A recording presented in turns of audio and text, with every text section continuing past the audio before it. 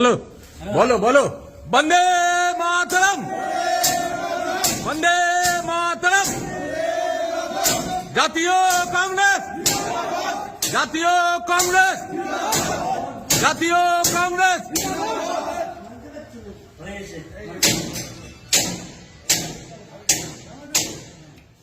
বলো বলো আমাদের পার্টি অফিস যেটা দখল করে গেছিল সেটা আমরা দখল মুক্ত করতে এসেছি আজকে এখানে আমাদের পার্টি অফিস দখল মুক্ত হতে যাচ্ছে।